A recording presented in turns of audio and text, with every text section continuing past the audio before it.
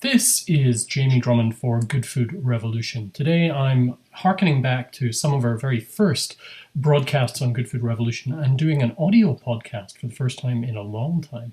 And today I am delighted to be joined by winemaker Galen Barnhardt, who is joining us from Monte Creek, away out west. Actually, Galen, would you mind telling us exactly where you are based?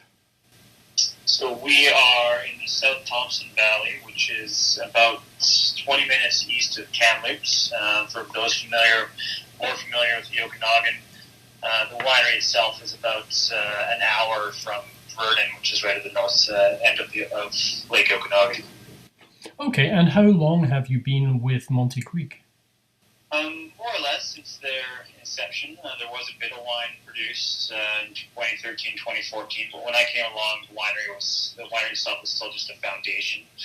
And so I helped get it up and running, and 2015 was the first vintage under my direction.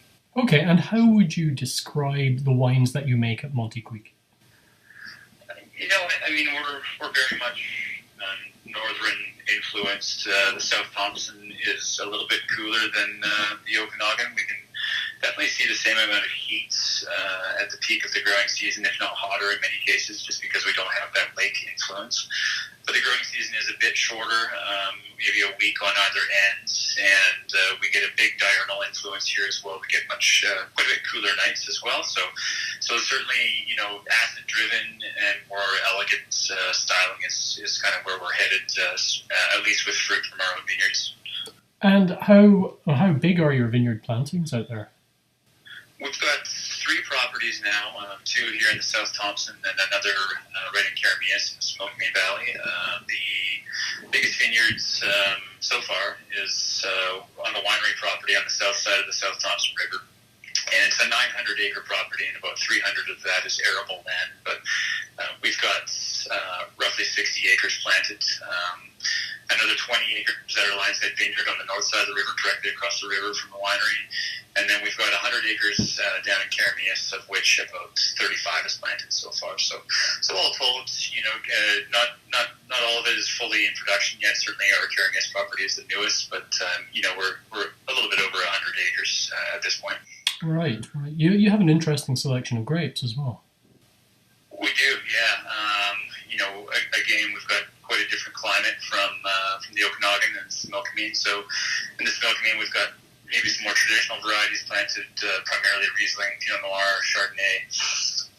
And we've got those same varieties planted up here as well. We've got quite a bit of Riesling in particular, which seems to be more well adapted to our cold winters here. We get wintertime lows, maybe 2 to 3 degrees cooler than the Okanagan might experience, which doesn't sound like much, but it is significant in terms of the potential for winter injury to those vines. And then we've got a range of New World hybrid varieties too. So most of them were developed at the University of Minnesota, and so if you're familiar with some Quebecois wines or maybe some Ontario wines from some of the more non-traditional growing regions, these names might be more familiar, but Marquette, La Croissance, Frontenac Blanc would be the 4 bigger ones. Yes. Yeah, I've just been writing a piece concerning the history of the BC wine industry, so I've been looking quite deeply into the different hybrids that were used for many a year before you had all the replantings. So it's interesting topic. Now, your history, you go back to studying wine at Brock here in Ontario, don't you?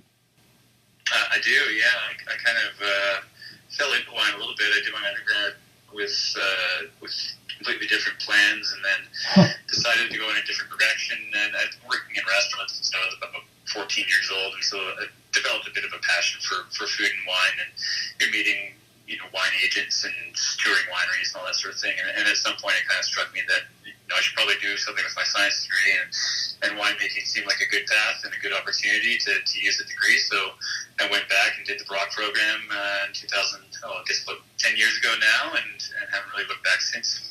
Now, you made wine all around the world after you completed your studies here. Would you mind telling us a little bit about that? Yeah. I did my first vintage in Ontario, and got my feet wet, but I was lucky enough to pick up a full-time job with Cedar Creek in Kelowna fairly quickly, and was there for a few years, but also traveled overseas, worked in Margaret River, worked in Martinborough with Adarangi, and was down in Oregon, in Portland as well, at one of the urban wineries there. And then eventually, while I was down in Oregon, the opportunity came up to kind of return to an area that I was very familiar with. I did my undergrad right in Kamloops and grew up in the Shuswap, which is about an hour from the winery. And I felt like the region had a lot of promise for grape growing, but it hadn't really taken off. There was one winery in the area called Harper's Trail, which is still here, who were sort of the originals in the area, and they had started some vineyards a few years before that, but it was still very much in its infancy, much as it is now. But this project came up, and I was very impressed with not only the what they were looking for in terms of quality, but also the scale. And it seemed like an ambitious plan, so I decided to join up.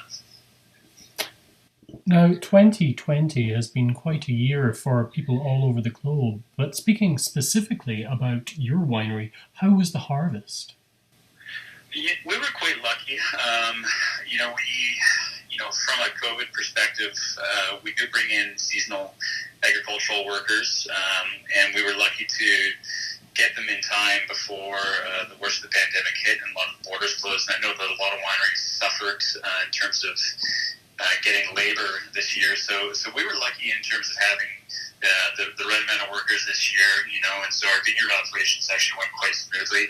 Overall, I think we're quite pleased with the way the harvest turned out. It started off as a bit of a later year. We're probably maybe a week behind at bud break, and we had quite a wet spring, which we often get. June is usually our wettest month in this part of the world. But July and August were brilliant, and then September it was just absolutely amazing growing conditions too. We were getting days above 30 degrees still. It was quite dry. And that kind of brought us back, to more normal pick dates. It's for the most part, pick dates have been very early for the last 5 years.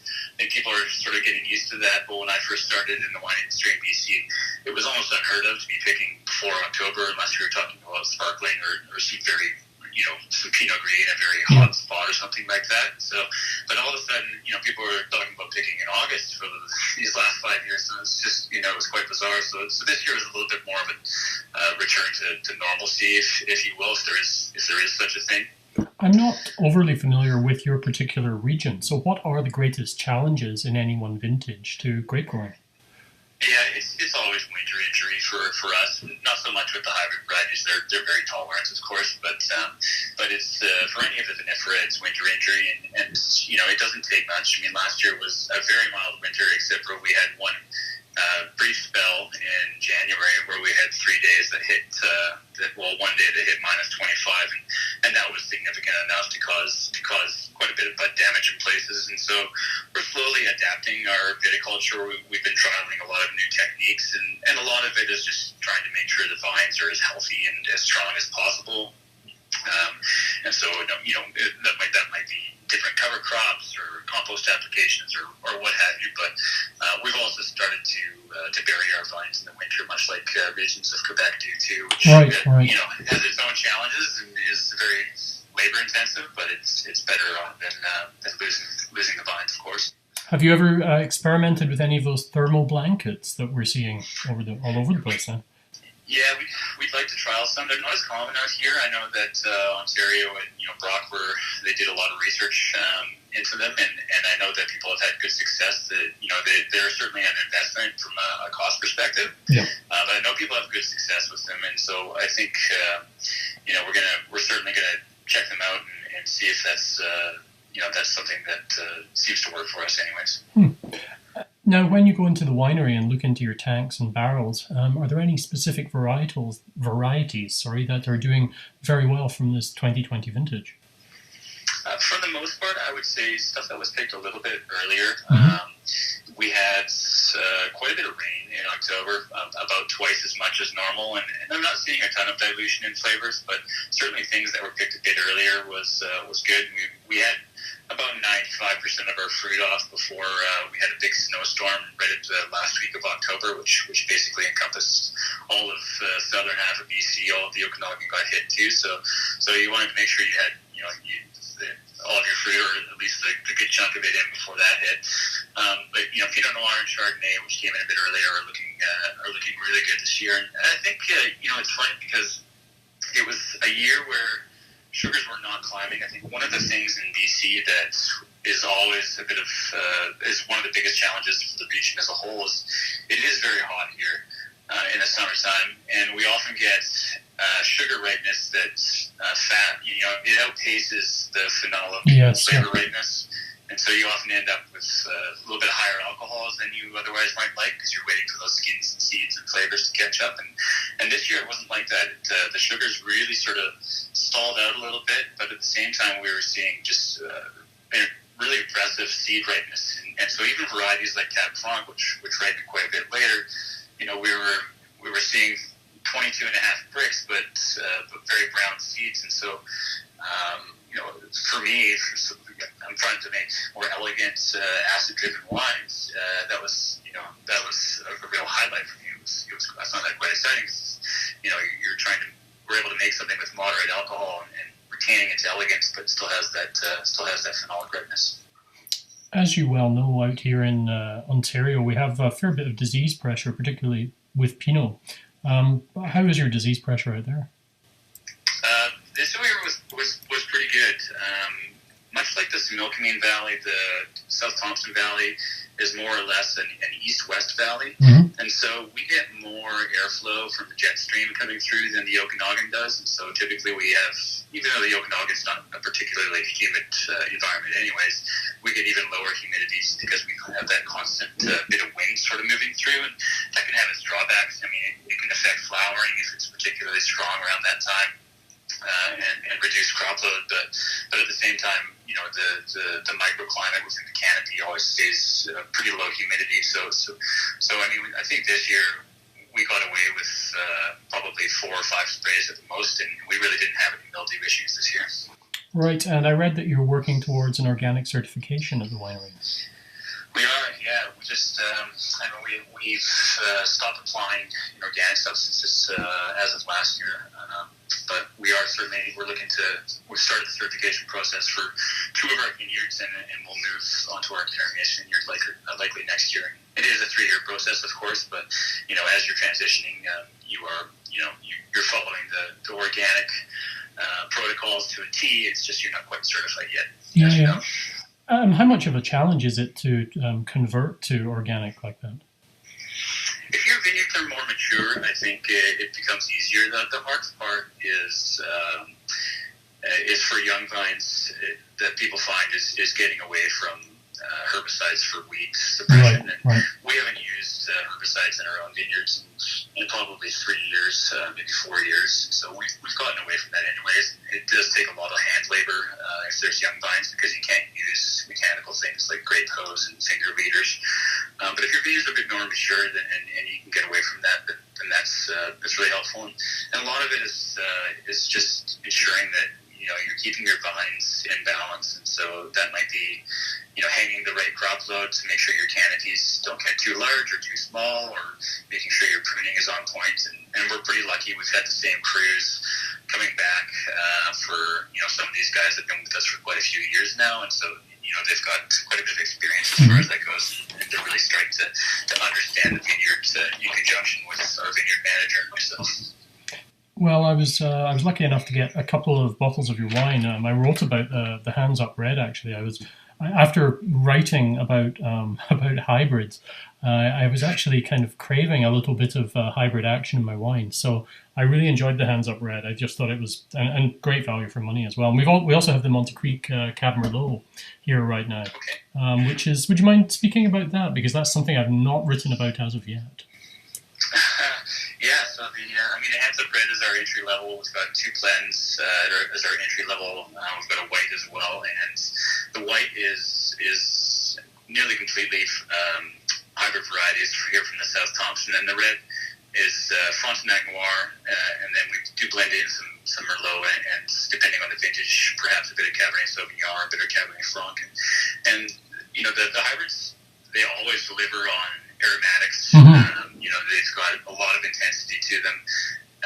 And I think they get a bad reputation because there was certainly an era in BC wine, anyways, where people were growing them and cropping them at ridiculously high levels, and the wines always tasted, they were always poor. Yeah. But at the same time, when you think about it, it's like, well, you can grow any grape variety that way, and the wine's not going to taste very good. If you're cropping your Riesling at 12 tons the acre, well, I hate to say it, but it's probably going to be you're in the same boat, right? Yeah. So we've just taken the approach to try to treat them as premium wines, and try to give them every chance to succeed, and we've been really quite surprised and impressed with what they're able to deliver. Having said that, there's certain things about them that with whites it's a bit easier. You're not looking for any tannins, of course, or anything like that.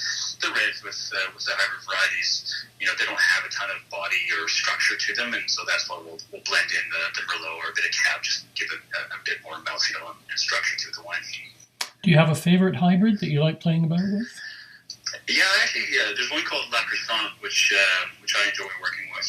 We started to play around with it a little bit more, and we've done some very small production lots of a wine strictly from La Croissant, and I suppose following on trend a little bit of what's been going on the last few years, but it is a whole berry ferment white. And what we've been doing is just fermenting in 1 ton to 2 ton fermenters, and then actually transferring. We sort of lightly press it, and we transfer about half those skins into neutral barrels. We take the heads out, transfer about half the skins into neutral barrels, put the heads back in, and then fill them up and let them sit for about 6 to 8 months, and then repress it after the fact. And it is a labor-intensive process, of course, hence the small production. But we've been it's certainly the most interesting, I think, of the hybrids, because it does create a little bit of that phenolic character, but La Croissant's just got this intense floralness to it. It's almost like a mix of a little bit of Gewürztraminer, but then there's just like a saline quality to it as well, which I find quite interesting. Oh, very cool. How has that been received by your fans? It's a wine geek wine for sure. Right. It's we cater to a few different segments of the market, and this is a sort of a pet project, if you will. And we've only been doing 100 to 200 cases a year, but the people, if you're someone who's looking for something a bit different or willing to sort of branch out, then they're really into it. It might be the sort of person who appreciates some of the Italian whites because they have a bit of that phenolic structure. Yeah, yep. If that's, someone tells me that, then it's like, oh, I got a wine for you. I'll have to taste this wine at one point. In closing, would you mind speaking to the Monte Creek Cab Merlot 2017? Because that's something I have still to taste. Yeah, I mean, the Cab, that was quite a hot vintage. 2015 was just absolutely cooking. It was, the hottest vintage that we've had since '98 in some vineyards, and the hottest ever in kind of recorded wine history. And 2017 wasn't far behind it. I mean, it was just another year where it started early, much like 2016, and finished late. And we just had, again, spectacular weather late in the season that year. The two, it's a blend of a couple different vineyards, but the Cabernet portion is primarily from alluvial soil, just north of Oliver, from 25-year-old vines, and kind of depending on the year, sometimes we've got 2 blocks that we source from there, and some of it's more on the alluvial section, some of it's more of a sandy section, and that year, if I remember correctly, it was a bit of a blend of both, and so you get that structure from the more alluvial stone, and you get that bright fruit from the sandier. Right. And our program is always is typically 18 months of age. I mean, we will alter it a little bit, but we're aiming to get structure into that wine, and during fermentation, and we find it needs that 18 months to really start to mellow out. So we'll typically do almost everything around here while we ferment. Unless, of course, the Brix is extremely high, we feel those ferments might be struggling along a little bit, in which case we might inoculate with something a little more alcohol tolerant. But and we usually ferment those portions in big 7-ton oak foudres, and 3 weeks, 3.5 weeks on skins, and then finish in barrel. And then we'll rack 3 times, and on the second racking we'll usually blend the wine, determine the people ask again, go into the wine and then put it back to barrel for another year. So again, I mean, I think value for money, it really over delivers. It's got a lot of intensity to it, and certainly some ageability. Though, of course, at that price point, most people are drinking it that night, but that's okay too. Yeah. Well, it's just so nice to see some new and interesting BC wines in our market, because despite this kind of free trade between the provinces, we're not really seeing that much more wine.